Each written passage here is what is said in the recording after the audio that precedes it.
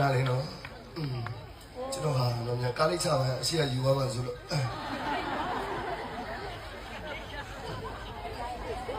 လောက်ဆိုရရှောက်ချတဲ့ကိုလူကြီးချိုကောင်းရင်ဓမ္မကျဲကိုစွတ်လို့လာကိုဆိုမဘာလို့ထားလာကိုကတိတ်ပြီးတော့နေကောင်းတော့ဟာဂျပန်ကありがとうございます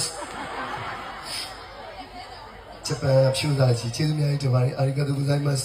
ကျွန်တော်အနောက်ကိုလည်းဒုက္ခပေးတာမယ်သူတို့ကြာကြာလေးနေရင်ဘယ်လိုလဲလက်မြောက်ထားရင်ညောင်းပါလေယောက်ျားတကူလူကြီးကျော်ကောင်းရင်ဓမ္မကျဲကိုစွန့်ဉာဏ်ပြည်ကြော်ကြားမဲ့ကျွန်တော်ဆိုင်ရင်မှုတွေဒီဆရာကြီးနဲ့ပညာရှင်ကိုမျိုးမင်းတန်ရေးဆက်တီကုန်းပေးလိုက်တာဟာအောင်လန်လွင်ထားအနုပညာအင်အားဆိုတဲ့ဒေပနာမနဲ့ဒုတိယညချမ်းမှာချစ်တဲ့ပြိတ္တကြီးချစ်တဲ့မိသားစုယူကာရဝပြုနှုတ်ဆက်လိုက်ရပါတယ်ခင်ဗျာ